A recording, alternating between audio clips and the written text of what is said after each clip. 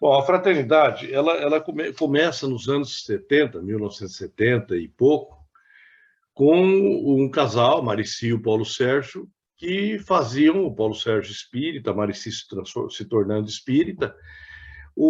Esse casal fazia a prática do Evangelho no Lar. Eles se reuniam e havia o estudo do Evangelho, o Livro dos Espíritos, e eles faziam lá algumas vibrações depois da parte de estudo.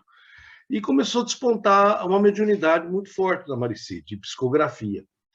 E a Marici começou a receber algumas mensagens, o grupo foi se aumentando, e na casa do Paulo Sérgio se reuniam, então, às sextas-feiras, várias pessoas que tinham interesse, que gostavam, simpatizantes da doutrina espírita, e isso foi progredindo e aumentando. Em certo tempo, o Paulo Sérgio levou ao Chico Xavier, foi visitar o Chico em Uberaba, e levou as mensagens. E o Chico confirmou que as mensagens eram de Batuíra, né? E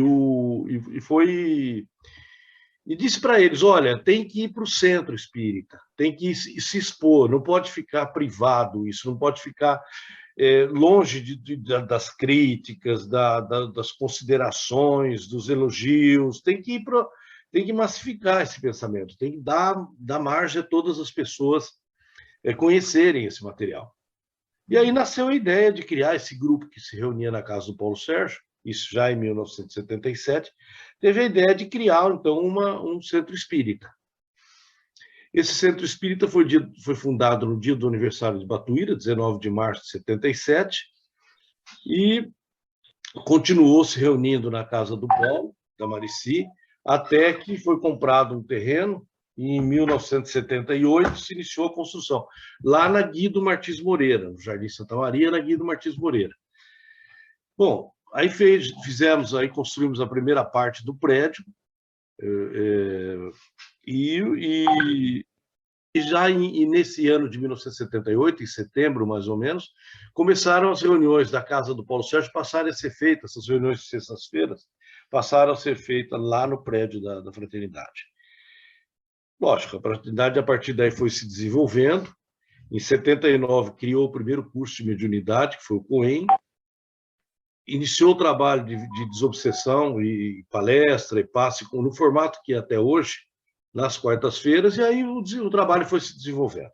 Então, nós começamos, digamos que nos anos 80 foi solidificado esse trabalho. Também, na época, lá dentro da Fraternidade, lá na Guido Martins, foi criado também um grupo de assistência social, que distribuía a cesta básica, fazia esse atendimento caritativo, vamos dizer assim. Então, esse é o início da Fraternidade, ok? Foi se desenvolvendo, a partir, então, dessa década de 90, várias atividades na Fraternidade, na década de 80 e de 90. Se criou a Mocidade Espírita, a evangelização infantil, o COEM virou um curso rotineiro, a cada turma que terminava, iniciava outra turma. O trabalho de sexta-feira continuou naquele formato do Evangelho no Lar, com o estudo do Evangelho do Evangelho e do Livro dos Espíritos.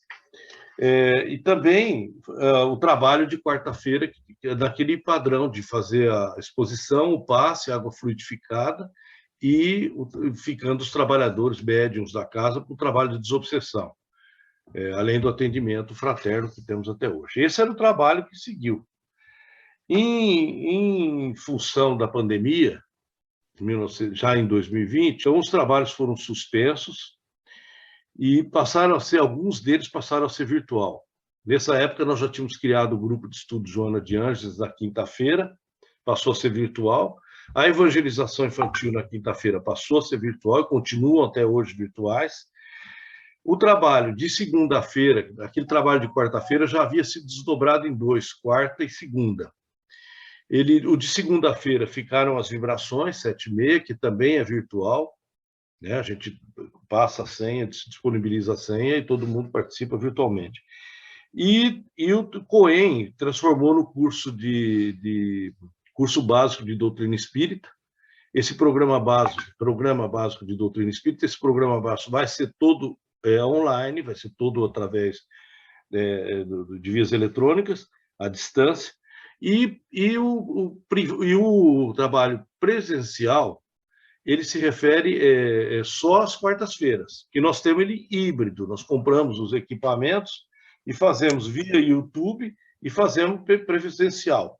Aos poucos, a gente vai conseguindo retornar à normalidade dos trabalhos presenciais. Alguns trabalhos, eu creio que dificilmente vão voltar a ser presencial. O exemplo típico é o grupo de estudo Joana de Ângeles, porque nós já temos um grupo já temos vários participantes de outras cidades. Rio de Janeiro, Fortaleza, que participam do grupo. Então, eventualmente, nós faremos uma ou duas reuniões por ano presencial, quase que uma reunião de congraçamento, de confraternização, mas as reuniões normais, ordinárias, serão feitas, deverão prosseguir através do meio eletrônico. A evangelização infantil também, nós temos crianças que, possibilitado por esse meio, participam até de outros países. Temos crianças até do Canadá participando. Então, a evangelização infantil também dificilmente vai voltar a ser presencial, com exceção daqueles momentos festivos de encerramento, tudo mais, que sempre a gente tem. O curso, talvez, com desenrolar aí, possa vir a ser presencial, mas eu acho que, no momento, nós não temos nenhum plano de deixar de ser presencial. Ele deverá continuar sendo online.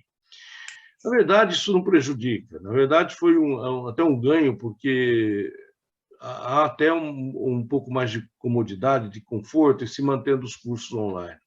Então, é bem possível que a gente não mexa nisso. Por enquanto, não temos plano de mudar essa ideia. A gente chama que a porta de entrada do trabalhador que vai trabalhar, principalmente do trabalho mediúnico, eu acho que é importante separar isso, ele tem que fazer o curso. Ele tem que ter um desenvolvimento sistematizado. A gente procura evitar o médium que se desenvolve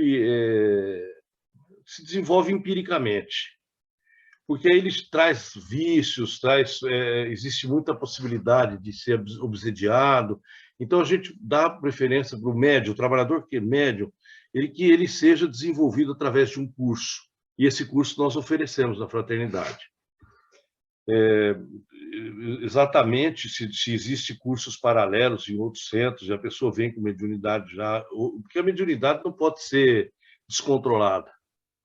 E a pessoa aprende a controlar, a dirigir a sua mediunidade através de treinamento que é dado no curso. Muitas vezes, a pessoa chega na fraternidade, na quarta-feira, que tem o trabalho do acolhimento, do atendimento fraterno, e ela chega passando por alguns problemas, porque a mediunidade começou a bater na testa dela. Olha, sua mediunidade está aí, você precisa desenvolver. Então, ela chega, você não pode simplesmente pegar a pessoa e falar, não, vai para o trabalho de desobsessão. Ela não tem o treinamento que os médiums têm. Mas aí, ela no curso, ela vai aprender a controlar esse processo mediúnico dela. E o que às vezes acontece é que até aquela mediunidade ostensiva que ela apresentou começa a diminuir. Não é que diminui a mediunidade, mas começa a ser controlada, dirigida. Ela passa a ter o controle, que esse é o objetivo da mediunidade. A mediunidade não pode ser totalmente espontânea, sem controle, sem o médium estar no comando, né? Então, o trabalhador deve procurar fazer o curso para desenvolver a mediunidade. Existem a maioria, e eu digo a maioria, das pessoas que não têm uma mediunidade ostensiva. A mediunidade intuitiva não é uma mediunidade de trabalho mediúnico e tudo mais. Esse vai chegar na casa, ele vai se adaptar, vai fazer curso, vai apresentar conhecimento, ele pode trabalhar de muitas formas. Trabalhar lá no acolhimento, na recepção, pode ser um bom entrevistador, pode ser a pessoa que serve a aguinha lá no copo na hora do passe, pode ser um passista, uma pessoa que vai dar o passe na pessoa de quarta-feira. Evidentemente, quando a gente fala em passe, nesse tipo de trabalho, nós voltamos a nos remeter aos cursos, para que ele seja preparado. Agora, o trabalhador é isso, tem que gostar, tem que se sentir bem, tem que entender que o voluntariado é um prazer, E eu digo sempre que o voluntariado, eu já passo até para o item seguinte, talvez, o voluntariado, ele tem um benefício muito grande, que é a transformação que ele tem. A transformação. Quando nós começamos a nos inteirar dos problemas do próximo, os nossos problemas começam a minimizar. Os nossos problemas começam a minimizar. E a gente descobre por que no Espiritismo a máxima do fora da caridade não há salvação. Porque a caridade é o instrumento que nos ensina a desenvolver o amor. Quando nós começamos a praticar a caridade, nós começamos a desenvolver amor. E a evolução espiritual se dá sempre em dois sentidos. São as duas asas. É o amor e o conhecimento. Então a gente insiste muito, olha, vamos estudar e vamos praticar a caridade, porque assim nós vamos nos instruir e nos tornar mais amorosos, que é as leis, a base, o slogan não, mas a base fundamental do Espiritismo, instrução e amor. Então, dentro desse aspecto, você pode se integrar de 1000 formas, né? 1000 formas na fraternidade. A fraternidade, o espiritismo me transformou bastante, sim. Eu me lembro o que eu era. Mas eu acho que eu tenho muita coisa ainda a me transformar. Como nós estudamos naquele grupo de quinta-feira, da parte da psicologia espírita, existe um caminho longo que a gente tem que fazer para dentro de nós mesmos. Descobrir algumas coisas que estão em nós e que são secretas, que estão lá no nosso subconsciente. E estão no nosso inconsciente. E esse inconsciente nosso, ele é poderoso. Ele é muito poderoso, né? Joana de Anjos diz assim: cuidado com o que você não sabe de você. Cuidado com o que você não sabe de você. E o Espiritismo permite essa interiorização e a gente vai constantemente nos descobrindo. E nos descobrir muda o patamar de vida nosso. Muda o patamar. Nós começamos a entender uma série de reações. Não que nós vamos nos tornar santos, estamos muito longe disso daí, mas muito mesmo. Mas nós vamos tornando um pouquinho melhor, porque a gente começa a entender as nossas reações, as nossas atitudes. Muitas vezes a gente faz coisas que só o fato de você se arrepender depois significa que você já tem consciência de você mesmo.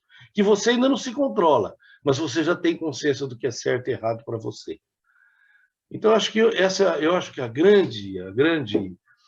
grande proposta do Espiritismo para as nossas vidas é isso, é tentar nos entender o máximo possível, voltar os nossos olhos para o nosso eu interior, para o nosso self, como diz assim, o si mesmo, como diz Joana de Ângeles, voltar para a gente e tentar descobrir o caminho de volta para dentro de nós.